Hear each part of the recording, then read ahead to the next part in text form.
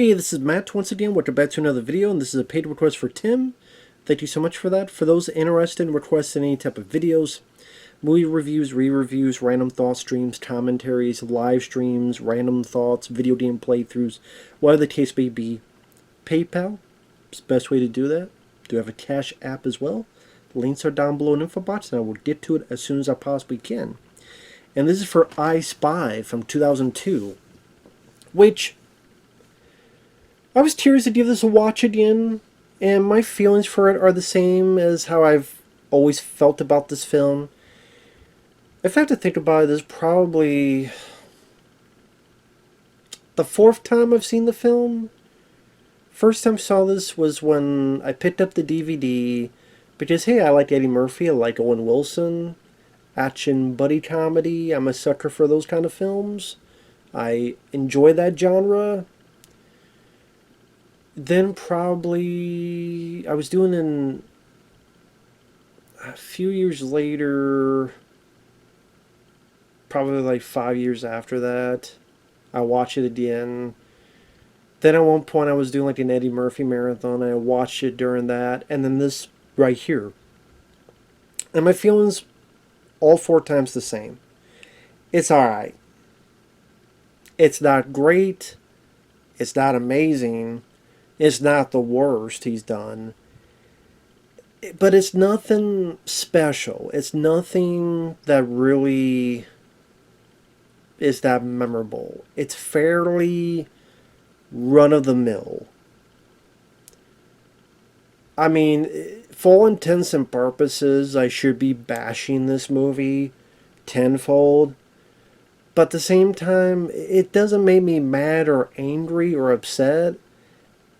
It's mildly, very, very mildly entertaining to me. And what I mean by that is, because I like Owen Wilson and Eddie Murphy, because I don't mind their chemistry together. I know a lot say they don't have chemistry. I think they do. It's just the script, the story is not worth their time. They're much a better script, better story should have definitely been put forth for these two guys. I really do believe that they could have really made a film work that just had a better premise. Because while it's an inoffensive film that's 90 minutes long, and I could watch it like it's like a fluff piece, and stuff's happening, but I'm not that intrigued, I'm not that invested, but I'm mildly amused at times by some of the stuff Eddie Murphy did. Don't mind Owen Wilson's vibe and energy, because I like him in Shanghai Noon, even Shanghai Nights to a point. Serious stuff like Behind Enemy Lines, and the one he did where Pierce Brosnan, No Escape, I didn't mind. And then, of course, Eddie Murphy, I'm always been a big fan of. And the two leads are likable because of their energy, but the action is very meh for an action movie. The plot is very mediocre, and this has next to nothing to do with the source material. Now, granted, I have never seen a damn episode of I Spy. Yes, the TV show with Bill Cosby from back in the day. For I understand, those are two guys who, I think they pretended to be tennis pros, and they go from place to place, and while they're undercover with that, they're into a bunch of spy stories. I think for the most part it was a serious show that once in a while had a comedic episode, but it was a serious show. Now, if you're an I Spy aficionado, you can feel free to educate me up, down, and center, and I'll be happy to read it in the comments. But this is what I've heard, so I don't know why they went with this, which is much more comedic with a bit of action. And then, okay, Owen Wilson is kind of a spy, but then Eddie Murphy is a boxing guy who he's going undercover. Well, okay, so Eddie Murphy, let me get to the plot first. Eddie Murphy is Kelly Robinson, this cocky boxing champion who has just won another fight, and he's been invited to another boxing match overseas to fight actually Darren Shalavi. Darren Shalavi, who sadly passed away in 2015. For those that don't know, he was a martial artist. He was trying to get his way into movies. He had done a decent amount of them, but passed away way too soon. So I didn't follow him a whole lot, but I have seen him from time to time in movies. And seemed like a pretty decent martial artist. And again, Darren Shalavi, rest in peace to him. 2015 is when he passed away, sadly. But he's going to be the opponent for Eddie. And because the U.S. government sees that, they go, oh, wait.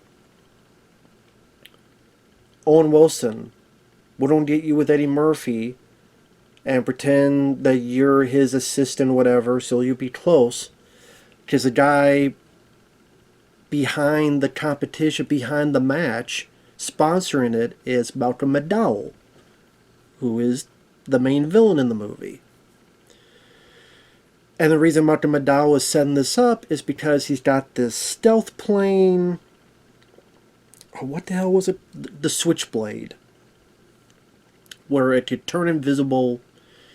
And he's going to sell it off to the highest bidder while this match is happening. And Owen Wilson has to work with Eddie Murphy. You also have another spy that's on Owen Wilson's team, Famke Johnson, who was Jean Grey in the early X-Men films.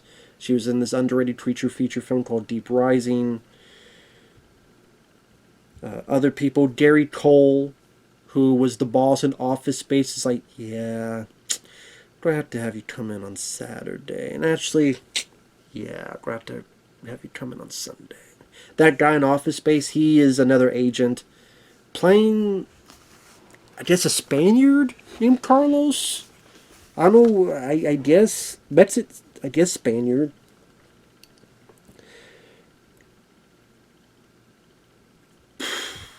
And sorry if you see me doing this, is because of the damn sinuses. This is of Texas. Like, weather's going fucking like this. Like a goddamn pogo stick up someone's ass. Or a slut riding a cock. Just going up and down, up and down.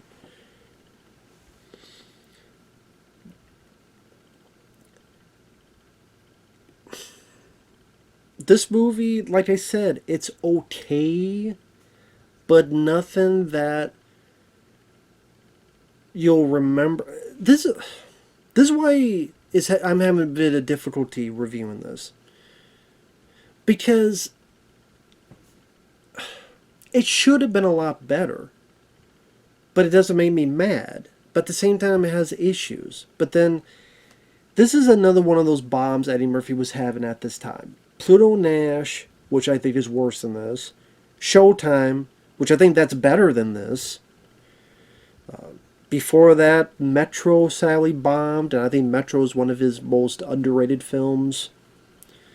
Other than Family, like Dr. Dolittle was a hit. Daddy Daycare was actually a hit.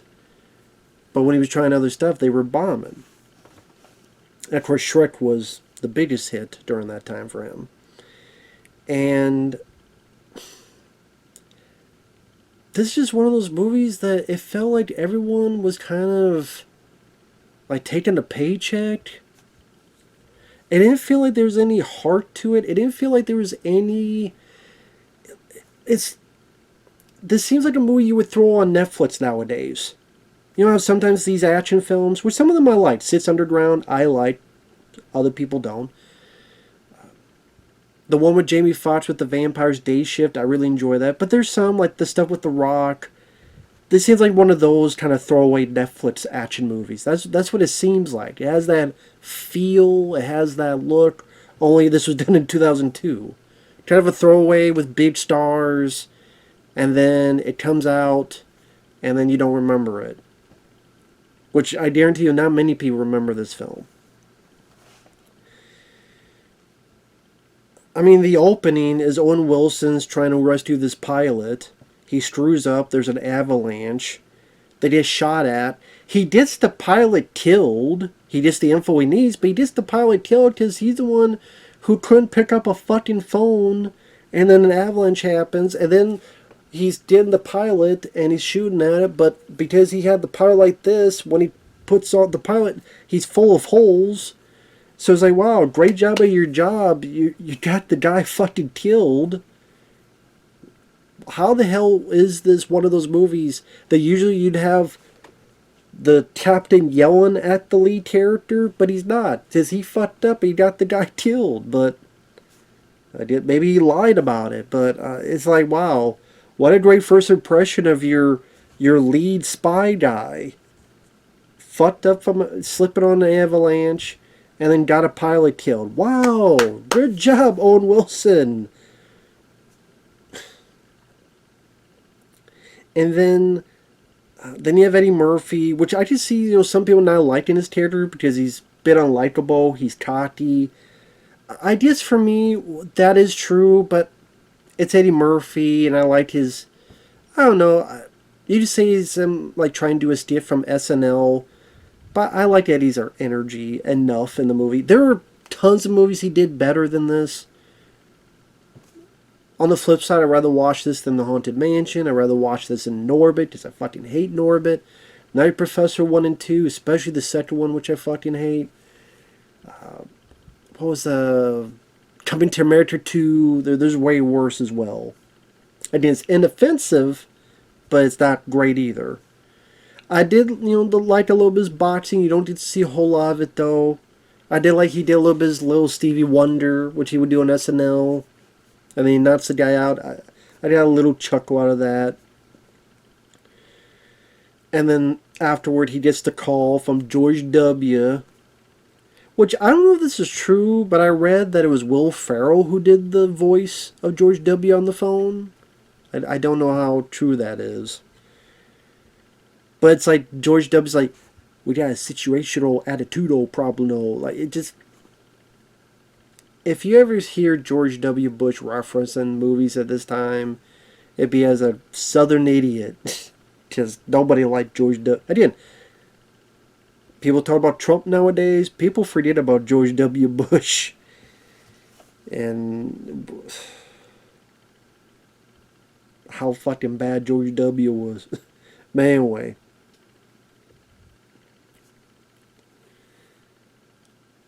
And you have the jokes, like, I thought were, the jokes that are in the trailer. Oh, 007? Oh, well, with me, they're called 009.5, huh? Yeah, you know why I said that? A little bit innuendo. Maybe because I'm just a huge fan of Eddie Murphy, so it's nice to see him having a little bit of fun with this.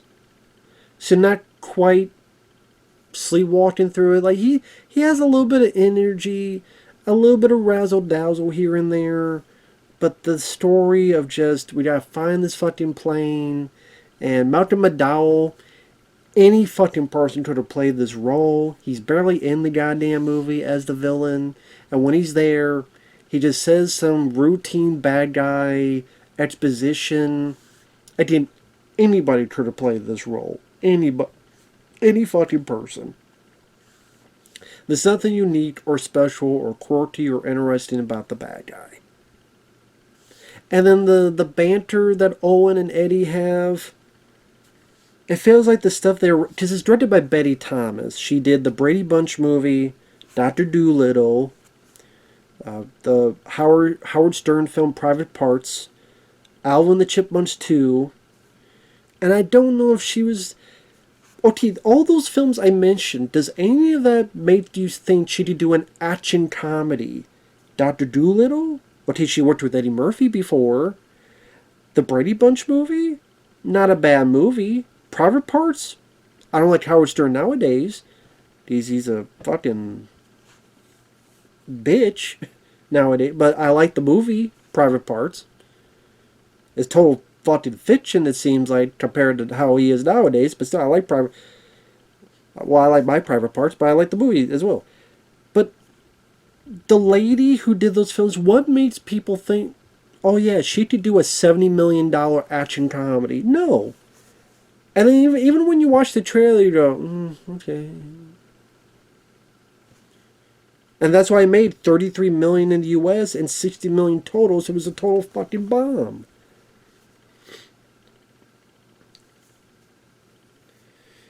It's just that they don't have a lot of good material, and maybe Eddie. I mean, maybe you can only do so much when you have this material to work with. That ad lib, there's only so much you could do to help brighten up a movie like this. So the bits of dialogue where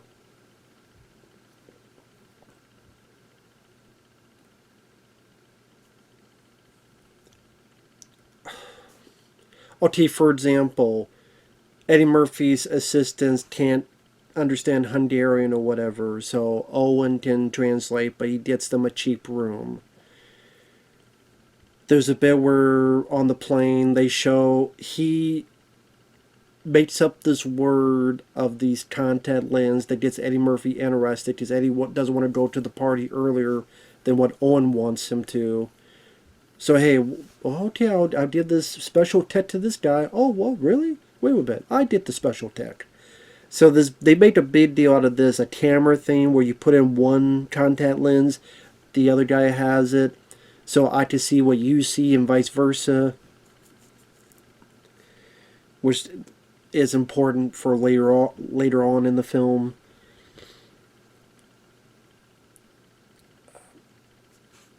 There's a point where Eddie's like, okay, I'm still going to go to the party late. Owen Wilson knocks out the pilot, makes Eddie Murphy scared, but then you find out Owen Wilson can fly the plane, and he's like, well, screw it, I'm not going to go maybe I won't even go to your party at all.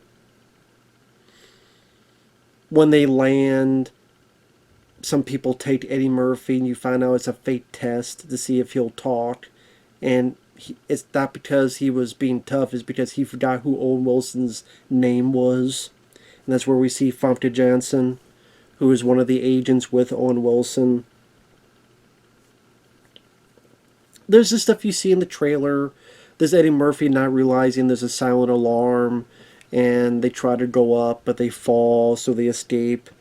And one of the few action scenes in the film, kind of an extensive chase scene, where they are chased in, foot chase. There's a car chase. They throw smoke grenades. They float a balloon. They get on one of those car haulers, car carriers, and Owen Wilson puts a bomb and it blows up a car to land in front of the bad guys. It's one of those, like, it's okay, but it's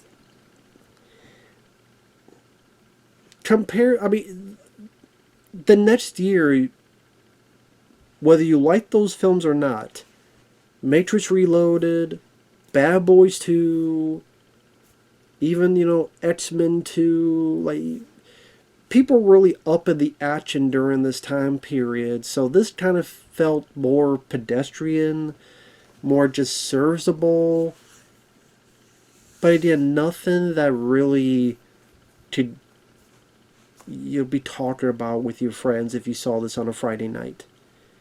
See, Showtime, which came around this time with Eddie and Robert De Niro, what I thought made that film work was I thought the story was more interesting. The concept was more intriguing. These two trying to do this cop show, and the bits like with William Shatner trying to teach him how to be a TV cop because he was on TJ Hooker. Like, that stuff is what kind of made that work and kind of made that more consistently funny, is that concept, at least to me. And that one I enjoyed more. This one is kind of a forgettable spy movie that, I don't know. There's another little set piece where there's a gunfight at a sauna, and Owen Wilson blows up the gas leaking from this pipe, and two guys fly out from this explosion from up top. There's a little bit of a messy gunfight at the end on a rooftop. It's kind of just people shooting back and forth. Did nothing crazy with choreography. Nothing that really makes you go, whoa, that was a cool shot, or wow, that was cool. Because again, Betty Thomas, she's not an action director. This is not her field. She doesn't feel comfortable in this bit. That's why she didn't do that before. She didn't do that really since. Again, she did what, Alvin and the Chipmunks 2 and others since? So again, other than the fact she worked with Eddie Murphy on Dr. Dolittle, I don't know why they thought she was the best case for this. There's a couple moments that, and here's the thing, I know I'm doing a lot more negative than positive in this review. It's all these things I notice, but at the same time I'm like, it's short. Eddie Murphy and Owen Wilson, I like the two of them together. There's a couple moments that made me chuckle. Eddie trying to get Owen Wilson to get with Famke Johnson by detailing the song Sexual Healing. The bits where the two try to fight and Owen Wilson does a kick and Eddie Murphy's like, hey, shit. And we just hits in the nuts. Eddie Murphy's like, okay, alright. You don't throw tits like a little bitch. And then hits. But again, nothing near the fight that Eddie has with Nick Nolte in 48 Hours. Among many other things you could come up with in your head. Not just Eddie Murphy, but other films. I think what it is also with this film, it's very, very by the numbers. It's very basic, where the script, the dialogue, the humor, you've seen it all done before. It's very rudimentary. It just feels like you've seen this kind of film done dozens and dozens of times better. And it just feels like a bit of a waste for these two leads. I mean, maybe because when I saw it, I had no expectations. And so I'll forget about it, then I'll watch it, oh yeah, okay. That was a movie. You also gotta understand, some of the films I watch that really made me mad, watching something like this is a bit of reprieve from that. So a mediocre, at least, Eddie Murphy, Owen Wilson film, I'll still take over Leprechaun the fucking Beginning, or Alien Earth, or fucking 3 Popeye horror films, or goddamn 3-hour A24 pretentious shit. I'll take a 90-minute, movie with these guys that just kind of, just kind of comes and goes, as it is.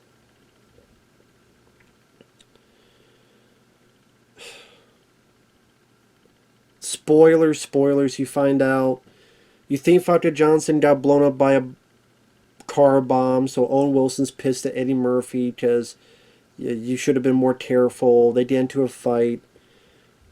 Very, very, very brief one. Owen Wilson gets Eddie Murphy arrested. They split apart. Owen Wilson still is on the case. He gets caught. Eddie Murphy, while he's fighting, one way or another, the thing with the lenses, because they were still both wearing them.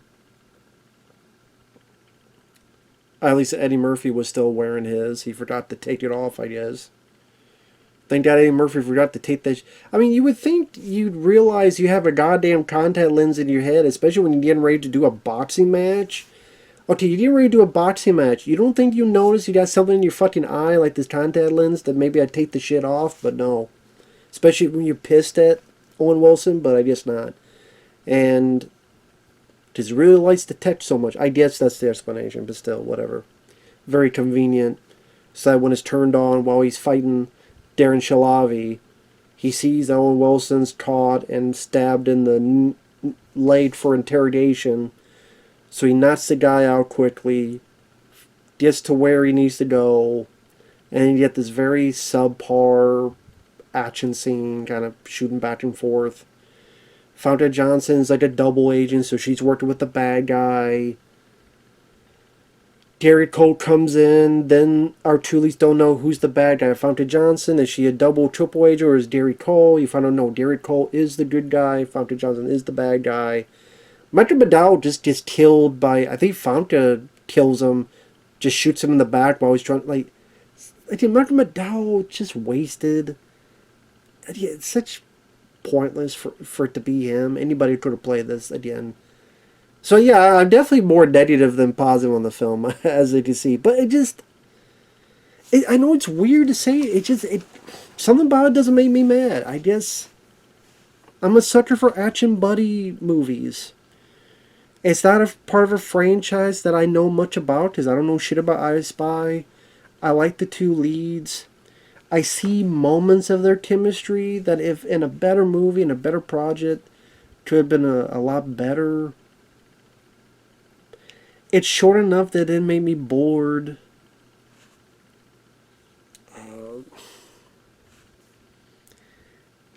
You know those movies that you put in the background and you're cooking or you're cleaning, and every once in a while you watch and then do something you don't have to pay much attention to, then you see a little scene here.